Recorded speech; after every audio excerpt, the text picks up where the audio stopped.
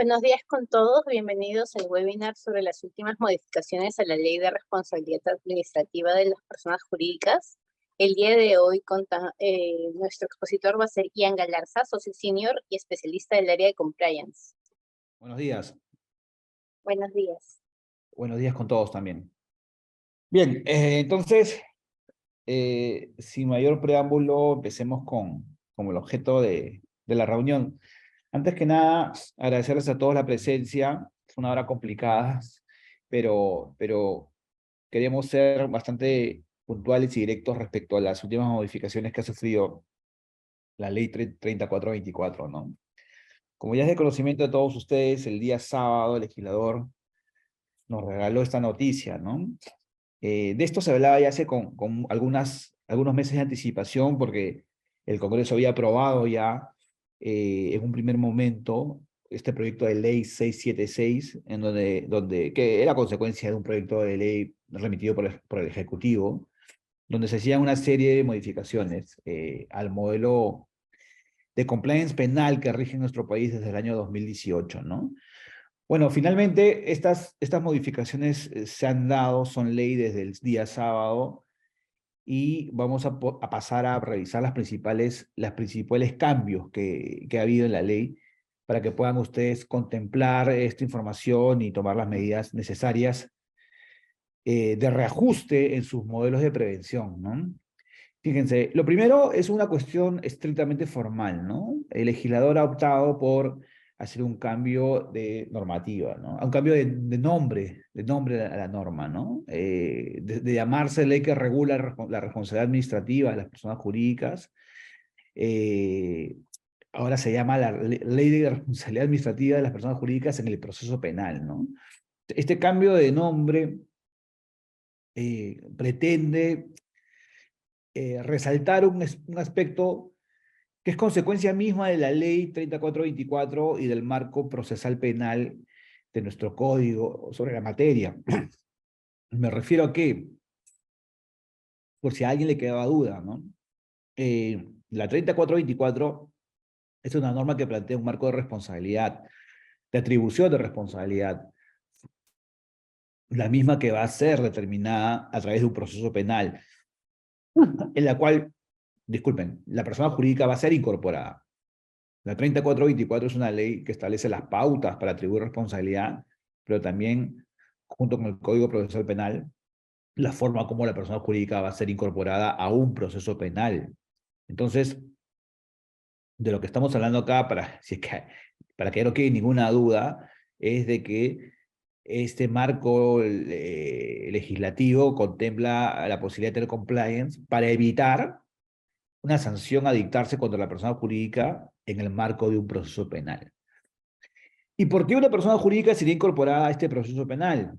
Bueno, de eso se ha hablado ya en muchas oportunidades, ¿no? Porque alguno de sus directivos, socios, administradores, gerentes, representantes o empleados en general cometan un delito de lavado de activos, corrupción o financiamiento del terrorismo, ¿no? Eso fue el catálogo de delitos hasta el sábado último, ¿no?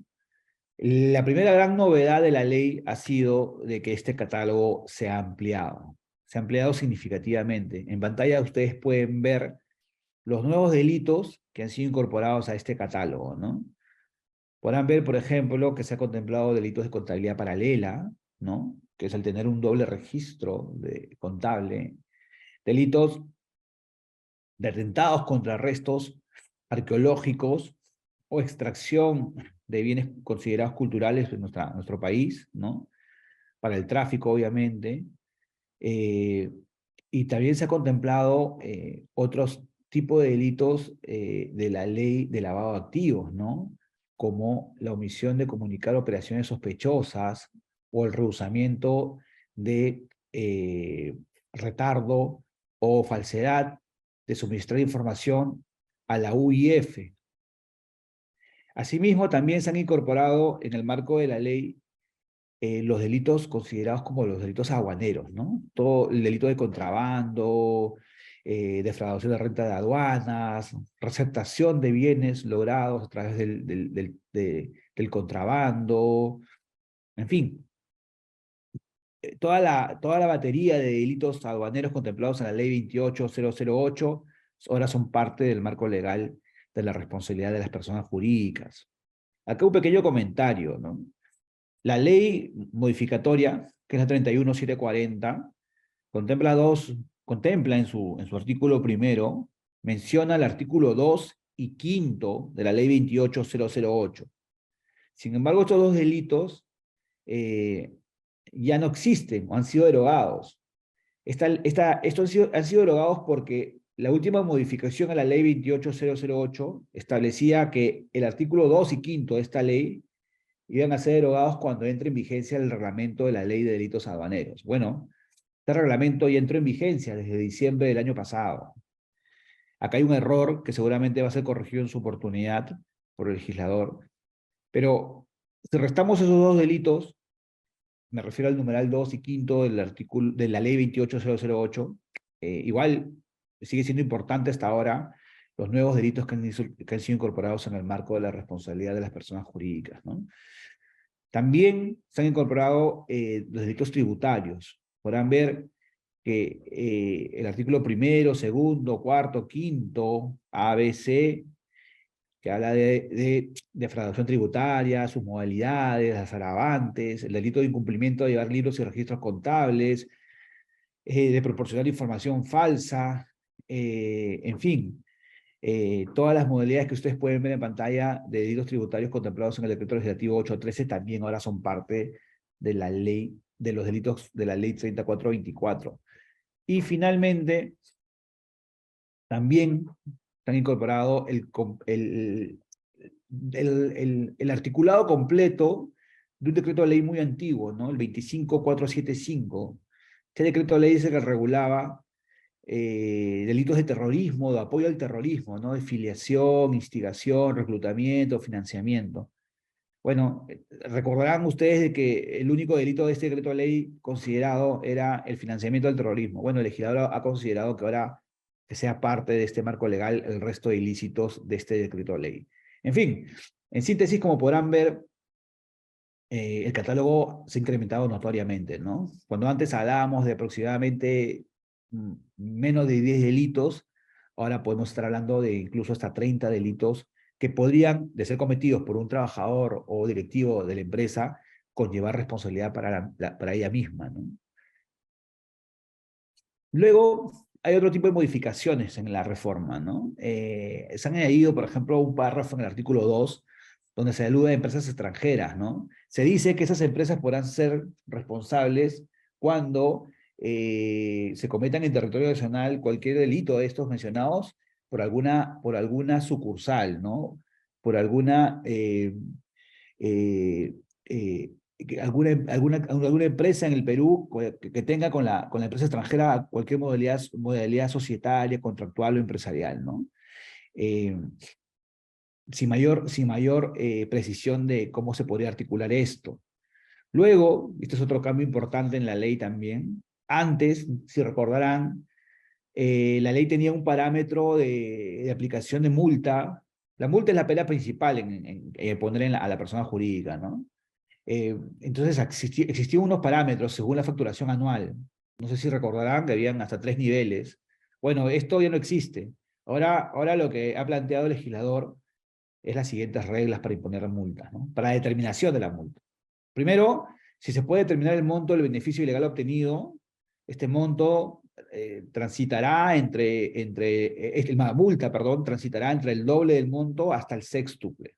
La multa a imponer no podrá ser menor al doble, ni podrá ser mayor al sextuple. Esto cuando se pueda determinar el monto del beneficio obtenido ilegalmente.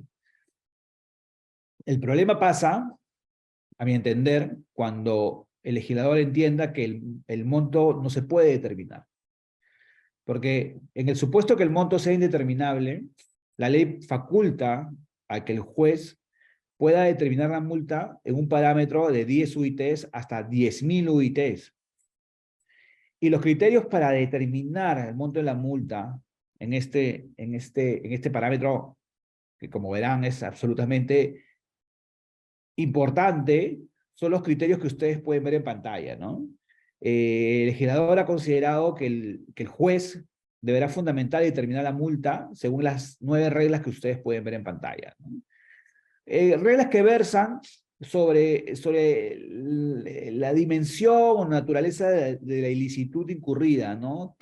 Por ejemplo, qué reglas y procedimientos internos incumplieron, la jerarquía o nivel o cantidad de los funcionarios involucrados, qué deberes de vigilancia o supervisión se omitieron, el daño que se causó, el monto de dinero involucrado, ¿no?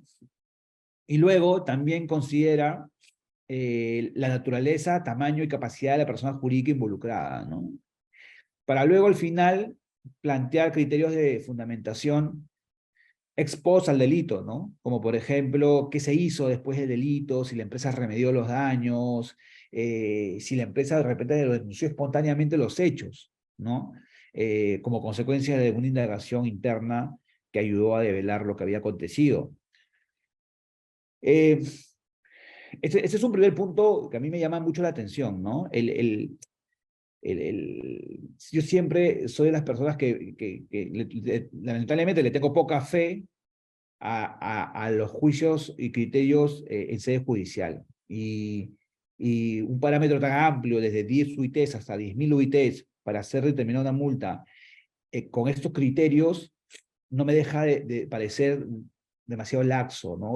Con demasiadas atribuciones y es un riesgo muy importante que el legislador ha contemplado en esta reforma, ¿no? La gran posibilidad de poner una multa tan importante y que la determinación esté a juicio de quizás alguien que no esté tan empapado a cuestiones de tecnicidad como el compliance, los controles financieros y mecánicas de monitoreo, supervisión dentro de una organización como una empresa, ¿no? Luego, hay otra modificación también importante en la ley. Todos sabíamos, hasta la versión pasada de la ley, de que el control compliance era un eximente de responsabilidad, ¿de acuerdo?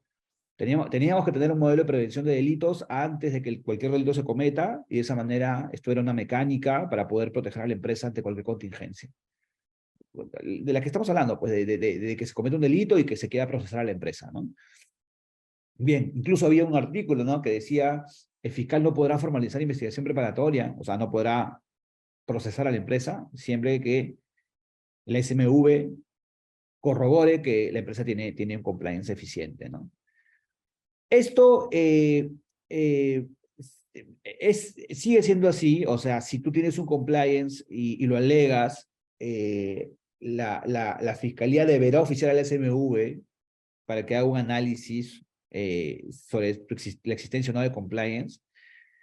Ya, pero lo que sí dice, y esta es la modificación, o la segunda modificación relevante, esta reforma lo que incorpora la ley, es que este eximente no evitará una sanción contra la empresa en caso en el proceso se condene a un socio director, administrador de hecho o derecho, representantes legales o apoderados con capacidad de control de la persona jurídica.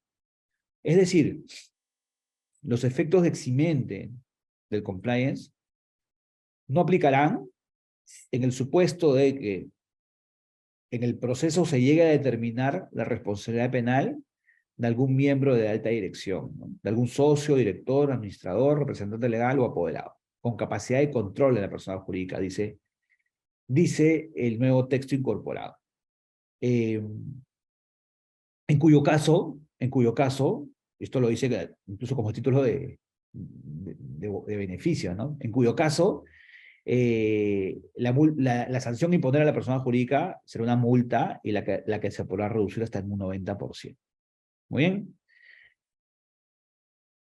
Los elementos mínimos en realidad siguen siendo los mismos. Hay algún cambio de orden, hay alguna incorporación que realmente si leíamos de manera completa la ley, el reglamento y los lineamientos dictados por la CMV, mayor modificación de contenido no hemos encontrado, ¿no? Siguen siendo los elementos clásicos, tener un encargado de prevención, tener un análisis de riesgos, identificar, ahora se menciona expresamente algo que era parte ya de la práctica, ¿no? Oye, cuando hagas tu análisis de riesgos, tienes que identificar y valorar los riesgos inherentes en la operación de la empresa para luego verificar los residuales, ¿no? Y tratar de controlarlos, ¿no? Según el tamaño, características y la complejidad de las operaciones. Eso siempre, por lo menos en nuestra práctica, estuvo clarísimo. Luego también se incorpora el principio de autorregulación, en el término de que la ley, la modificación de la ley señala de que además de los elementos mínimos del modelo de compliance, ahora las empresas podrán incorporar alguna mecánica o control adicional que consideren necesario, siempre en el marco de la autorregulación, ¿no? La tercera modificación importante de la reforma versa sobre el informe técnico del SMV. Como sabemos, este informe técnico era pues, hasta en la versión anterior de la ley, un aporte que se podía incorporar al procedimiento a pedido de la Fiscalía y que incluso en la versión anterior era una condición para que el fiscal pueda o no formalizar investigación contra la empresa, pueda procesar a la empresa, ¿no? En los términos de la anterior versión de la ley era un condicionante, ¿de acuerdo? Ahora la reforma ha planteado las siguientes precisiones. Primero, que el informe técnico que se pida a la SMV tendrá condición de pericia institucional. Una pericia institucional, señores, es como toda pericia, un aporte técnico, científico de alguien, de un especialista fuera de la jurisdicción, pero en este caso se le pide a una institución del Estado, ¿no? Ya no se le pide a un profesional particular en un registro, como el registro de peritos del Poder Judicial, no. Ahora se le pide que a un organismo del Estado, como puede ser la Contraloría, la SMV, la CONACEF, Indecopi, haga una pericia sobre la materia. Bueno, la ley en este caso habilita de que se pida pericias a la SMV sobre la materia de compliance. Tiene el informe de calidad de pericia institucional. El fiscal lo pedirá a la SMV solo en la medida de que la persona jurídica investigada alegue tener un modelo de prevención. Si somos citados, imagínense, si somos citados a declarar por la Fiscalía y vemos, sospechamos de que se nos está pretendiendo involucrar antes de que el fiscal dispare alguna disposición de formalización, tenemos que decirle, momentito, primero oficia el SMV para que vea que yo adopté medidas de control contra riesgos de lavado de activos, por ejemplo, ¿no? Yo tengo un compliance contra riesgo de lavado de activos. Dice la reforma también que ahora las conclusiones de este informe no son vinculantes. Lamentablemente, ha hecho este cambio radical el legislador. Si antes el informe era condición, ahora ya no lo es. Dice literalmente que las conclusiones de este informe no son vinculantes y que podrá ser un elemento de juicio adicional a varios de los que el fiscal puede tener en presente para decidir si es que formaliza o no investigación preparatoria. El plazo de evacuación por la SMV será de 90 días, el mismo que podrá prorrogarse en caso de procesos complejos, ¿no? Obviamente, como decía antes, el reglamento, la persona jurídica está en la obligación de presentar información, documentación y facilidades para que la SMV pueda hacer su trabajo. Y para la elaboración de este informe se tendrán en cuenta estándares internacionales, ¿no? Como normas técnicas internacionales, libros blancos, en fin. Finalmente, se incorporó algunos articulados adicionales, ¿no? Lo que yo les venía diciendo, oye, el informe del SMV ahora es un elemento a valorar como cualquier otro, que el fiscal tomará en cuenta al momento de decidir si es que formaliza investigación preparatoria contra la persona jurídica o la procesa, o eventualmente si la acusa, ¿no? Pero será un elemento de juicio como cualquier otro a considerar.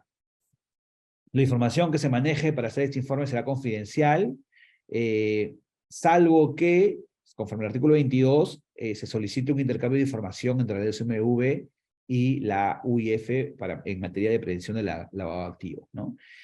Y bueno, como decía hace un minuto, también se reiteran las facultades de SMV para hacer este informe, diciendo expresamente que la entidad podrá requerir a la persona jurídica información o documentación sobre el modelo de prevención, realizar visitas de evaluación a la propia empresa, incluso tomar declaraciones a los trabajadores de la de la empresa misma, ¿no? Estos, señores, son los cambios más relevantes que ha planteado la reforma. Como podrán ver, los mismos implican la necesidad de una actualización de los modelos de prevención. El hecho de que existan nuevos delitos en el catálogo, es verdad de que esto estaba dejándolo para el final. Es verdad de que al final la ley establece un plazo de 6 meses, en su segunda disposición complementaria establece un plazo de 6 meses para que entre en vigencia la ley. Pero sobre el artículo primero es aquel artículo que habla de los nuevos delitos. Entonces, lo que nos está dando el legislador es 6 meses para que actualicemos nuestro mapeo de riesgos, por ejemplo. Al haber nuevos delitos, tiene que haber un nuevo mapa de riesgos. Si hay nuevos riesgos, entonces tiene que haber nuevos controles, nuevos procedimientos, políticas sobre estos nuevos riesgos como delitos aduaneros, tributarios, contabilidad paralela, en fin. Tenemos 6 meses para actualizar esta parte del compliance que igual tengamos, ¿no? Y los otros artículos como la nueva naturaleza del informe del SMV o la limitante del alcance eximente del compliance ya se encuentran vigentes desde este momento. Así que hay que tenerlo presente en caso de que tengamos que informar a la gerencia general o tengamos que tomar alguna decisión relevante en esta materia. Es lo que queríamos informar a ustedes y quedo a disposición para cualquier pregunta que tengan a bien formularme, por favor. Ian, tenemos una pregunta en la sección de preguntas y respuestas de Freddy Vázquez. Claro, cómo no. A ver, ¿la leo? Sí. Ah, ya. Sí, la veo. Gracias. A efectos de los atenuantes, ¿el informe de compliance deberá ser propio de la compañía en Perú o puede formar parte del programa de la corporación proveniente de la matriz extranjera? El oficial de compliance deberá estar ubicado o demostrar que actúa directamente en la compañía en Perú, sino que deberá demostrar. Ya, entiendo la pregunta de Freddy en dos aspectos, ¿no? Primero, si el modelo de compliance, el modelo de prevención de delitos, puede ser construido con insumos de la sucursal peruana o podría ser construido con insumos desde la matriz extranjera. Creo que esa es la primera parte de la pregunta. Y la segunda parte de la pregunta es si el oficial de cumplimiento debe domiciliar en el Perú o puede trabajar desde el extranjero, ¿no? A ver, sobre la primera pregunta, por supuesto que un modelo de compliance puede ser construido con insumos y componentes desde un gobierno corporativo transnacional. Eso sucede muchísimo y la ley peruana no lo prohíbe tampoco. Claramente, imaginémonos empresas transnacionales donde el código de ética o las políticas principales son transnacionales y son preparadas y redactadas para tener aplicación transnacional. Claramente hay otros componentes que sí tienen que ser desarrollados desde información o materia de la operación local. Llámese, por ejemplo, el mapa de riesgos, ¿no? Entonces, para responder tu pregunta, la primera parte de tu pregunta, Freddy, sí es posible, pero considerando la naturaleza del componente. Un código de ética puede ser transnacional. Un mapa de riesgos, claramente, por su naturaleza, no lo va a hacer. Y tendría que hacer su mapa de riesgos desde la operación, desde la sucursal peruana. Segundo, sobre el domicilio del oficial de cumplimiento. La ley no plantea que sea una persona domiciliada en el lugar donde la empresa opera. Entonces, lo que sí plantea la ley, otras cuestiones plantea como que sea nombrado por el máximo órgano de dirección de la empresa, tenga autonomía, tenga independencia, tenga contacto directo con la alta dirección, tenga un presupuesto que le permita realizar sus actividades. Entonces, yo creo que más allá del lugar donde domicilie, lo importante es que cuente con estas características. Es decir, que tenga los recursos para hacer su labor. Y no me refiero solamente financieros, sino de recursos humanos, que de repente cuente con un equipo en sede local que haga que la función de compliance existe y funcione, ¿no? Que tenga contacto con la alta dirección de la empresa peruana o incluso de la matriz, que sus decisiones o aportes sean tomados al momento tomar decisiones, ¿no? Que sus aportes sean considerados para ello, que tenga autonomía. Yo creo que más allá del domicilio, esos sí son los que plantea la ley y podría ser alguien contando con los recursos y mecanismos que podría domiciliar afuera, pero cumpliendo con estos requisitos que te explico, ¿no? Hay otra segunda pregunta que dice, ¿se va a emitir un nuevo reglamento para esta actualización de la ley? De ser así, ¿se debe esperar el nuevo reglamento para la entrada en vigencia de la ley? Gracias por la pregunta. Esa es una pregunta importante que me la han estado formulando con muchas oportunidades. La ley 31.740 habla de un nuevo reglamento, pero también es cierto que no condiciona la vigencia de esta ley a la dación del nuevo reglamento. ¿Ok? ¿Va a haber un nuevo reglamento? Sí, de todas maneras. Eso es lo que dice, por lo menos las disposiciones complementarias. Pero no se condiciona la entrada en vigencia de la ley a la dación del nuevo reglamento, como sí sucede en otras reformas legislativas. ¿Ok? Con lo cual, contemplemos que la lectura correcta de esta ley 31.740 es que el artículo primero, o sea, el catálogo de delitos y el mapa de riesgos que tenemos que tener, sí entrará en vigencia dentro de 6 meses. Pero el resto del articulado ya está vigente desde el día sábado. ¿Existe algún tipo de contradicción entre el artículo 46.3 del reglamento sobre la exigencia de imputación a la persona jurídica y el primer párrafo del nuevo artículo 18 referido a que el informe segundo será... ¿Existe algún tipo de contradicción entre el artículo 46.3 del reglamento sobre la exigencia de imputación a la persona jurídica y el primer párrafo del nuevo artículo 18 referido a que el informe del SMV será con relación a la imputación a la persona natural? El primer párrafo del artículo 18 dice: el fiscal, para formalizar la investigación preparatoria, siempre que la persona jurídica alegue contar con módulo de prevención, debe contar con un informe técnico de la Superintendencia de Valores, que analice la implementación y funcionamiento del módulo de prevención con relación al delito imputado a la persona natural. El informe técnico tiene la condición de pericia institucional. Yo no veo ninguna contradicción, honestamente, porque la participación, el delito cometido por la persona natural, cualquiera de los supuestos contemplados en el artículo 3, siempre es una condición para la imputación a la persona jurídica. Ahora, claramente, esa imputación contra el funcionario que comete el delito de lavado de activos, corrupción, en fin, tiene que ser una que tenga las características y requisitos y presupuestos que se exigen en el derecho procesal penal, ¿no? Que tenga una imputación clara, necesaria, y que bueno, es un fundamento fáctico para imputarle lavado de activos, en fin, ya eso se verá en el proceso, pero yo honestamente no veo ninguna contradicción. El oficial de compliance tiene que ser un puesto o se puede asignar a una posición existente. Sí, Mauricio, como un gusto saludarte. Puede ser no es una función exclusiva en todo caso. No es una función exclusiva. No es una función que sea exclusiva. No, puede ser en el marco de la ley 3424 asignarse esas tareas a una posición existente. Siempre que esa posición existente, Mauricio, tenga las características que he mencionado hace unos minutos, ¿no? Que tenga autonomía, independencia, presupuesto, acceso a la alta dirección, y que cumple con el requisito formal de ser designado como el máximo órgano de administración de la empresa. Recordemos que los lineamientos de la SMV señalan que incluso esa designación tiene que ser con fecha cierta, ¿no? Siempre que cumple con todos estos presupuestos, yo no veo ningún inconveniente. Se indicó reporte de operaciones sospechosas. Esto sería... se indicó reporte de operaciones sospechosas. Esto sería similar al compliance regulado por la OIF que antes... Ya, lo que pasa, a ver, el delito es no reportar operaciones sospechosas. Ese es un delito que existe en la ley de lavado de activos.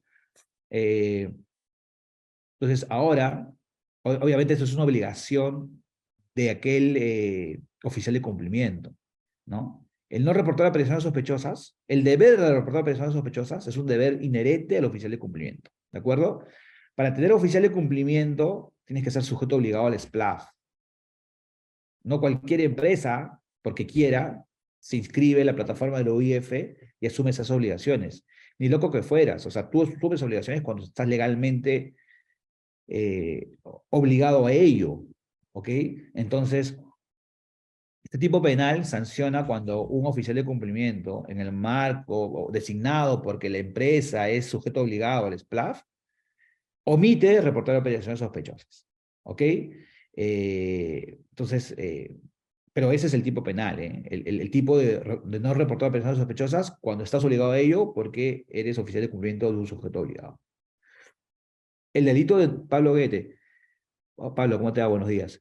El delito de no reportar operaciones requiere una conducta dolosa o bastaría una incriminación culposa. Se contempla una modalidad culposa en la legislación también, ¿no? Es eminentemente, lo más fácil de imaginar es una modalidad dolosa, ¿no? Pero se contempla posibilidad en la ley de una modalidad culposa. Modalidad del Pilar Oviedo. En el caso de una sociedad que no cuenta con directorio, bastaría una declaración jurada del gerente general que designe al oficial de cumplimiento y apruebe las políticas y modelos de prevención de delito. Podría ser, ya. Esa es una primera pregunta. Y la segunda es, ¿podría ser el gerente legal del oficial de cumplimiento? Gracias. Sí, María del Pilar, ese es un punto importante, fíjate. Hay muchas sociedades que no tienen directorio. Entonces, la pregunta del millón, o sea, lo que dice la norma es el máximo órgano de administración o quien haga sus veces, ¿de acuerdo?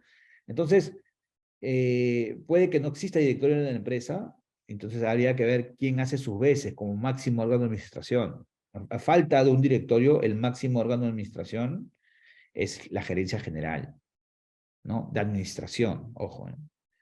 Eh, no estoy hablando de cuestiones de facto, de que hay un accionista que se involucre en el día a día, no. Estoy cuestionando según la regulación y según lo que plantea la Ley General de Sociedades.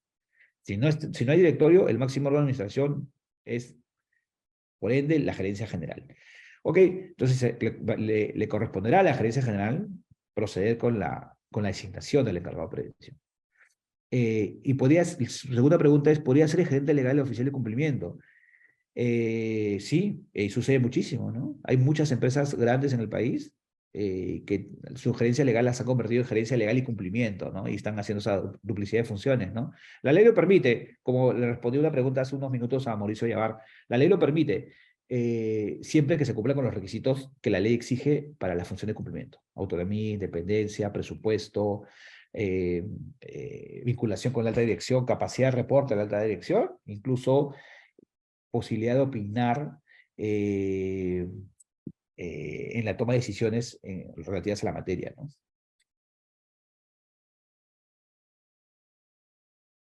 A ver, ahora que se vuelve más complicado cumplir con el modelo de prevención, sería ideal contar con herramientas tecnológicas para hacer más fácil el trabajo del oficial de cumplimiento. ¿Ustedes cuentan con estas?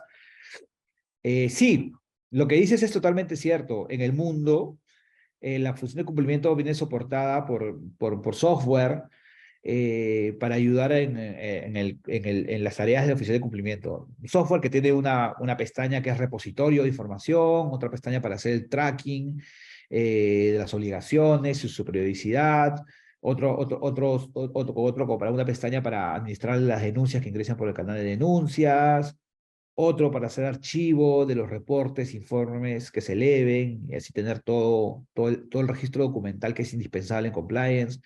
Sí, sí, y sí, contamos con ese soporte tecnológico para poder articularlo con el modelo de prevención que se desarrolle, ¿no? Yo te diría, yo me atrevo a decir a estas alturas de la cuestión, de que ya creo que es indispensable. Eh, claro, al final, a ver, es una gran ayuda si quieres llevar tu compliance a un nivel de ejecutabilidad superior, ¿no? También va a depender de la envergadura de la empresa, complejidad, y si que realmente lo necesitas, ¿no? Pero de que es un catalizador, yo creo que puede servir como un catalizador el tener un software de compliance. Eduardo Leno, Eduardo, bueno, buenos días, gusto saludarte. Buenos días, Jan. Eh, ¿Estás de acuerdo que invalide el modelo compliance, que se invalide el modelo de compliance si el delito es cometido por los directores, por ejemplo?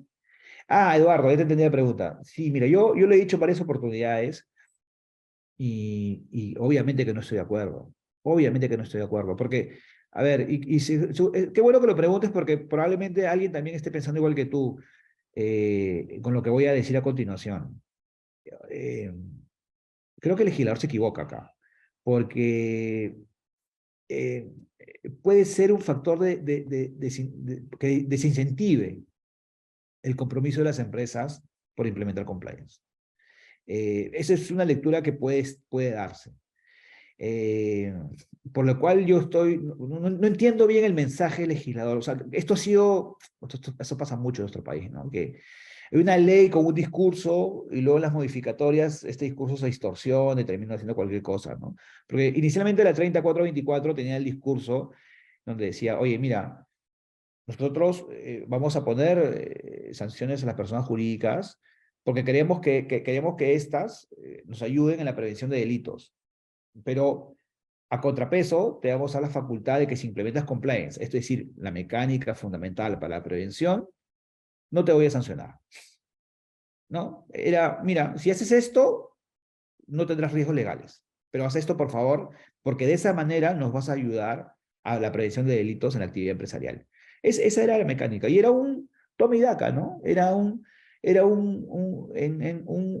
Una suerte de hago esto, pero te doy esta posibilidad para que no te compliques con este marco punitivo. Y bien, ese discurso se podía entender, pero ahora el discurso de parametrar la posibilidad aplicativa del eximiente, de no aplicarla cuando haya involucrado a un director, cuando se condene a un director, dice, contrapone o contradice ese primer razonamiento de la ley, honestamente. La justificación es bastante insólita. Decía el proyecto inicial de la ley de que esto responde a una observación directa de la OCDE en su última visita técnica. Ya creo que esto tampoco es secreto. Esta reforma legislativa, desde el inicio, ha sido disparos del Estado peruano para incorporarse al OCDE. La sanción a personas jurídicas es un requisito de que plantea el OCDE para, ¿no? para corrupción y lavado de activos, inicialmente, que plantea el OCDE para que los estados puedan incorporarse al bloque económico, ¿no? Hubo una visita y se sacó un informe que está colgado en inglés en la página de la OCDE sobre el Perú, pero este informe no dice que se tenga que hacer esa reforma al eximente. No dice exactamente eso, honestamente. Lamentablemente, el legislador peruano ha ido un poquito más allá de lo que la OCDE planteaba y ha planteado esta reforma del eximente. Yo no estoy de acuerdo y creo que puede haber un efecto de reducir el afán de las empresas de incentivar o de promover el compliance. Sí, puede tener un efecto negativo y en eso estoy de acuerdo contigo, Eduardo. Juan Pablo Pajuelo, cuando se habla de autonomía de responsabilidad administrativa de las personas jurídicas, eso supone, cuando se habla de autonomía de la responsabilidad de las personas jurídicas, eso supondría que la persona jurídica puede ser sancionada sin la necesidad de que la persona natural, miembro de la organización... Juan Pablo Pajuelo, ¿qué tal?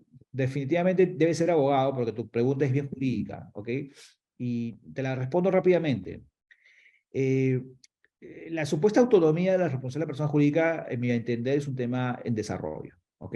Sentar posición sobre eso en el momento actual del debate legal es, en mi entender, un poco tiene un riesgo, siempre va a tener un nivel de riesgo, ¿ok? Porque claro, lo que tú planteas es, oye, ¿cómo puede, lo que tú dices es, eso supondría que la persona jurídica puede ser sancionada sin necesidad de una persona natural. Eh, bueno, a ver, la autonomía esta es relativa, ¿en qué sentido? En el sentido de que siempre para sancionar a una persona jurídica vas a necesitar la sanción a una persona natural. Hay un hecho de conexión que es el presupuesto, que lo tiene que cometer un director subordinado o empleado, ¿no? Entonces, es indispensable que este hecho de colección exista. Excepcionalmente, la legislación comparada plantea la posibilidad de que el acto ilícito sí exista, pero que no se pueda identificar a la persona responsable. Con lo cual se dice, oye, el hecho de colección subsiste. Hay un delito, hubo lavado de activos, pero no se ha podido identificar al responsable, o la acción ya prescribió, o el responsable ya falleció. Entonces, sí hay una dependencia entre la responsabilidad de la persona jurídica con el presupuesto, que es el hecho de conexión de la persona natural, en términos de ilicitud o antijuricidad, no necesariamente en términos de condena. Puede que la acción haya prescrito, puede que la persona haya muerto, o puede que no se le haya identificado, ¿ok? Pero en todo caso, si tienes dudas subyacentes sobre lo que acabo de decir, mándame una segunda pregunta y con gusto te la respondo. Andrea Perea, ¿el oficial de cumplimiento es responsable solidario ante los delitos de lavado de activos o responsabilidad o la responsabilidad recae directamente en la empresa? El oficial de cumplimiento es responsable solidario ante los delitos de lavado de activos o la responsabilidad recae directamente a la empresa. El oficial de cumplimiento, Andrea, me supongo que estás hablando en temas específicamente de lavado de activos, ¿no? Sí. A ver, te voy a hacer una pregunta un poco más general, una respuesta un poco más general, para luego entrar al punto que entiendo tú que estás preguntando de forma precisa. El oficial de cumplimiento o compliance officer o encargado de prevención en general eh, eh, tiene una serie de obligaciones, ¿ok? Es un encargo que tiene una serie de implicancias. Se ha escrito algo sobre la responsabilidad penal del oficial de cumplimiento, ¿ok? Claramente, ser designado oficial de cumplimiento implica tener unas obligaciones especiales, como por ejemplo la que mencioné hace unos minutos, obligaciones de reporte a la SMV. Perdón, a la UIF, obligaciones de reporte a la UIF. Esa es una obligación que recae en la persona del oficial de cumplimiento. Tu tarea es detectar operaciones sospechosas y dar tu reporte para comunicarlo a la UIF en el caso de la prevención de lavado de activos. En ese escenario, tienes una responsabilidad. Si no lo cumples o haces mal tu trabajo, sin duda tienes responsabilidades, incluso penales, y por ende también probablemente indemnizatorias, ¿no? Esta responsabilidad última puede ser solidaria, sí, puede ser solidaria, claramente, ¿no? La responsabilidad de índole indemnizatoria recaerá en la empresa, puede recaer en la empresa, como bien lo sabes. La responsabilidad penal, ahora, también podría caer en la empresa en caso de lavado de activos, conforme a la ley 3424. Entonces, estamos hablando acá de una serie de responsabilidades de distinta índole, Andrea. Estamos hablando de una responsabilidad penal que puede caer en el propio oficial de cumplimiento por no cumplir sus tareas, las obligaciones inherentes a su función, sí. Puede haber una responsabilidad penal en la alta dirección de la empresa por omitir alguna obligación inherente al directorio, gerencia general, y haber propiciado que se cometa lavado de activos en la empresa, también. De eso se habla hace muchísimos años también. Hay sanciones por ello y también absoluciones porque no se han cumplido los presupuestos para sancionar a un directorio. Entonces, sí. Y aparte, la empresa también puede ser sancionada porque en su operación se cometió un lavado de activos, conforme a la 3424, también. ¿Ok? Y obviamente las responsabilidades solidarias podrían derivarse en el proceso penal, ¿no? Tú sabes que en el proceso penal también se le pide indemnización al sentenciado y cuando la empresa es incorporada también va a tener que afrontar la reparación a pagar, ¿no? Entonces, yo creo que responsabilidades hay para todos los gustos a consecuencia de la dación del 3424, si la ves en complemento con el régimen legal del Código Penal, ¿no? Lo voy a decir con esta última idea, Andrea, para cerrar la respuesta. Si el día de mañana se nos denuncia por lavado de activos, ¿qué es lo peor que puede pasar? Lo peor que puede pasar es que la Fiscalía considere investigables a tu directorio, a tu gerencia general. Obviamente que hay presupuestos que hay que dilucidar, sí, pero es una posibilidad. Que puede también incorporar la investigación al oficial de cumplimiento, también. Y ahora con la 3424 y su reforma, ¿puede incorporar también a la persona jurídica? Sí, también. Y todos estos, además de afrontar las consecuencias penales, ¿podrían ser ordenados a pagar una reparación civil? Sí, también. Ese es el escenario completo el que creo que se orienta tu pregunta.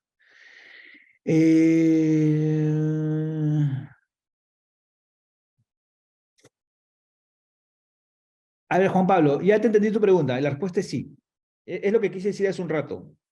La persona jurídica puede ser sancionada incluso en la eventualidad de que no se sancione a la persona natural. Existen supuestos excepcionales de que puede suceder esto. Como por ejemplo dije hace un rato, que la acción penal haya prescrito, que la persona haya fallecido, o incluso que existe ilícito pero que no se haya identificado el autor. ¿Ok? Ahora, Juan Pablo, acá en estos temas quiero ser bien sincero contigo. estos supuestos de los que yo te hablo son supuestos que se han dado en el derecho comparado. Y en la carrera, en la evolución del compliance y sus implicancias legales, nosotros recién estamos arrancando. ¿Ok? Este es un debate que judicialmente lo vamos a ver, Dios mediante, quizás en algunos años. ¿Ok? Hay supuestos típicos, problemáticos, que van a darse en nuestro país, no tengo la menor duda, pero va a tomar un tiempo todavía. Y uno de estos seguramente es el que tú estás preguntando. Esta modificatoria es por estricta recomendación de la OCDE. La lectura del fundamento es, si las cabezas están mal, ¿qué se espera de los integrantes? No se puede hablar de una cultura...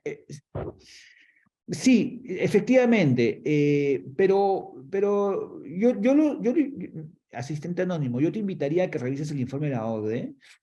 El mensaje puede ser ese, puedo estar de acuerdo, o por lo menos así lo entendió la PCM, que fue la que mandó el proyecto de ley original. Pero acá hay un punto importante.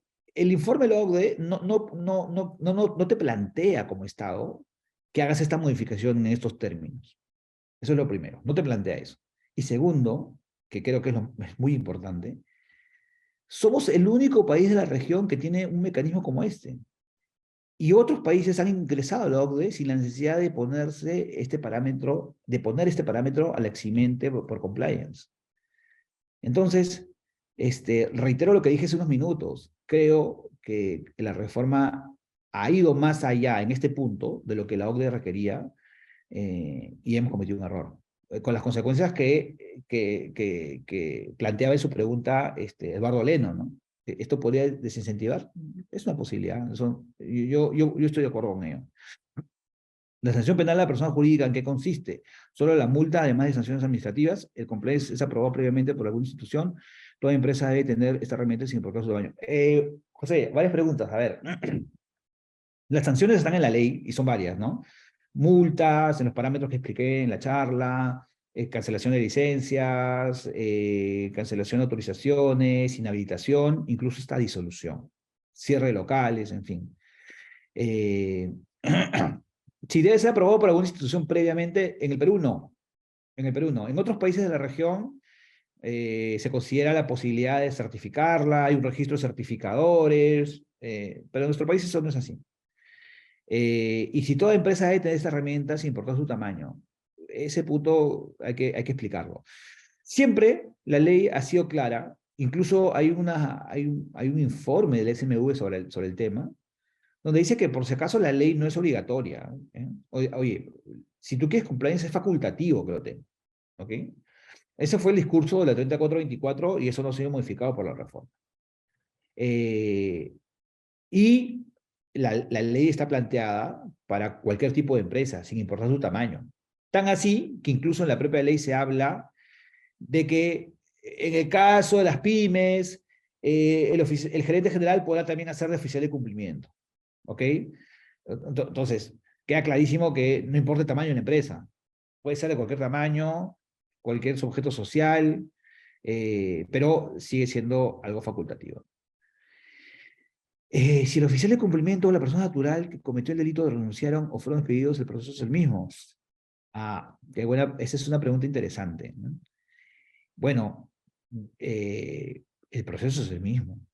El proceso es el mismo, asistente anónimo, porque el ilícito existe y el ilícito se investiga. Allá en la investigación se determinará quién fue la persona a la cual esto se le puede imputar, persona natural me refiero, se le puede imputar. Si el hecho o omisión sucedió durante el ejercicio del oficial de cumplimiento y en el marco de las competencias del oficial de cumplimiento, por más que ese señor haya renunciado, ese señor tiene que responder por lo que hizo o dejó de hacer. Por el contrario, si el episodio sucedió cuando llegó el nuevo oficial de cumplimiento o sucedió en el marco de competencias de la gerencia general, será otro el que tiene que responder. Acá recordemos dos cosas. Uno, que la responsabilidad penal es personal. Y dos, de que iniciado el procedimiento tiene la misión de indagar si es que se ha cometido o no el ilícito y a quién se le atribuye. Así que si renuncia la gente, si se comete un ilícito en la empresa y las personas ya renunciaron, eso no significa que los nuevos funcionarios van a a cargar con el muerto, como se dice coloquialmente. No, la responsabilidad es personal. Pero habrá que dilucidar primero si el acto u omisión ilícita se cometió en el tiempo y competencia del exfuncionario o del actual funcionario. Pero esto no va a enervar, no va a conllevar de que el proceso se caiga. El proceso va a continuar para dilucidar en qué tiempo y competencia de qué funcionario se cometió el delito. Eh, Pablo, a ver, como la ley califica este tipo de responsabilidad administrativa, ¿cuál sería el estándar de convicción a la que debe llegar el sentenciador? Gracias por la pregunta, Pablo.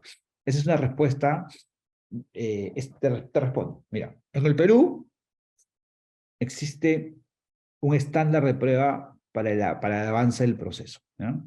Existe un pleno casatorio que se dictó en el año 2017, que estableció lo que en nuestro país se denomina el principio de progresión procesal. Es decir, el proceso penal viene de menos a más, ¿ok? En grados de convicción. En términos de convicción y verificación de los hechos, indagación de los hechos, siempre vino de menos a más. En cada etapa del proceso, la Corte Suprema dijo, vamos de menos a más. El proceso puede empezar con una sospecha, pero si quieres llegar al siguiente nivel, tiene que haber una construcción superior de los hechos. La investigación tiene que haber ya construido una hipótesis investigativa, por lo menos. Identificar al posible responsable, por lo menos. Y verificar que la acción no haya prescrito. Luego, la subsiguiente etapa, que es la etapa ya de una acusación, tendrá que versar sobre la convicción, ¿no? Y del fiscal para acusar. Y la última, la total certeza del hecho cometido y la responsabilidad, más allá de toda duda, que es la condena, ¿no? Entonces, tu pregunta es, la responsabilidad administrativa, ¿cuál sería el estándar de convicción a la que debe llegar el sentenciador para condenar a una persona jurídica? La convicción plena, el estándar de convicción plena que ha establecido la Corte Suprema. Porque acá hay una premisa fundamental, Pablo. Los principios y garantías y estándares que se plantean a la persona natural deben ser los mismos que para la persona jurídica. Eso creo que va a ser opinión generalizada de la comunidad jurídica en mi país, en tu país y en toda la región, ¿no? El Código Procesal Penal mío lo dice, jurisprudencia extranjera lo dice, y yo creo que ahí no va a haber discusión, ¿no? Si quieres procesar a una persona jurídica y quieres condenarla, los principios, garantías y estándares aplicables a la persona natural deben ser los mismos que le vas a aplicar a la persona jurídica. En ese sentido, el nivel de estándar de convicción para condenar a una persona jurídica, convicción plena debe ser.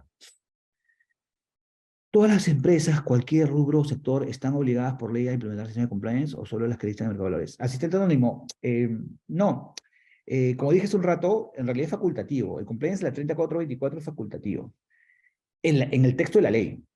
En la práctica, yo soy de la opinión que en la práctica eso se ha vuelto casi imperativo, ¿no? Cada vez es más frecuente que el sistema financiero te lo requiera, cada vez más frecuente que un cliente te lo pregunte, si te quieres presentar un concurso, uno de los requisitos sea que tienes de compliance, quieres hacer una alianza comercial, te preguntan, oye, ¿cómo estás en compliance?